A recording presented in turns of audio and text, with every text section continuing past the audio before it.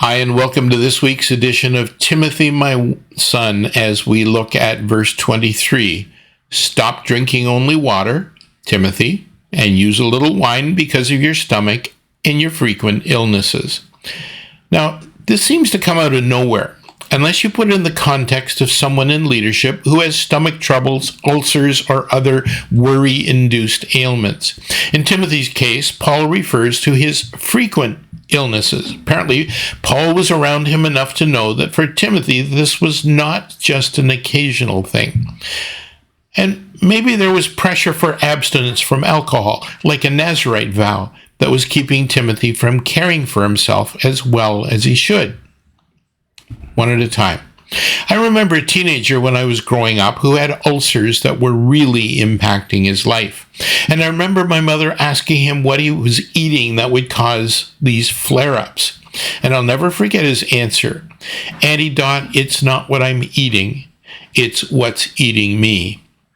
The stuff that goes on can eat us alive if we let it.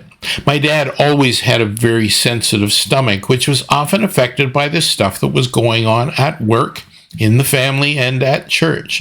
He took everything very seriously, and I know there were many evenings when supper involved only homemade cream of potato soup because it was soothing. I know what it's like to have the stuff that's going on around me to cause stomach problems. I got out of my school tests because I had a stomach ache. Of course, I always had to retake them on another day, but you probably know what I'm talking about. Until the last few years, when I've lost about 40 pounds, I really didn't know what it was like to go to bed without some kind of heartburn or gastric reflux issues. Tums, Rolaids, and Gaviscon were just part of how I got through the night. Now, I realize that Christians don't have problems. We just have concerns. But so far, I haven't actually been able to figure out the difference. Why worry when you can pray, they say. Are you weak and heavy burdened? Take it to the Lord in prayer, they say.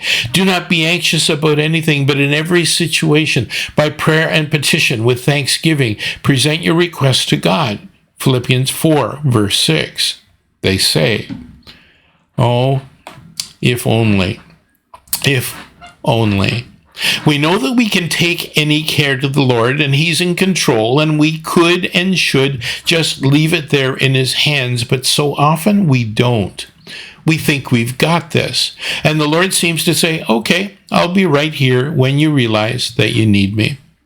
And sometimes, like Paul and Timothy here, what Timothy really needs is a little medication in the form of some wine to settle his stomach. God does work in mysterious ways sometimes, doesn't He? I also have to wonder about the abstinence issue here. I grew up in a teetotaling world of the Salvation Army.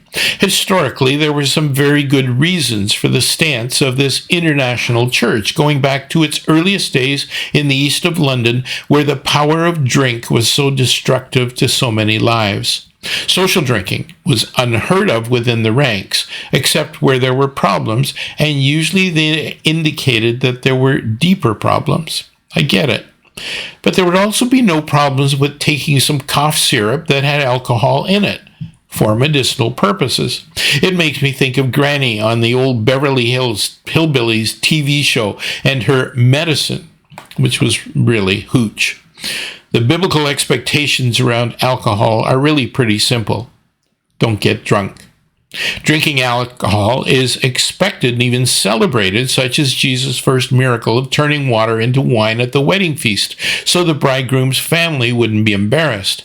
There are examples of abstinence, such as the Nazarite vow demonstrating separation or consecration, but that seems to be both temporary for a time and specific, abstaining from all wine and anything made from grapevine, which other types of alcohol were permitted. So I guess Paul's encouragement to Timothy is, look after yourself. You're of no use to the kingdom if you don't. Good advice for us all.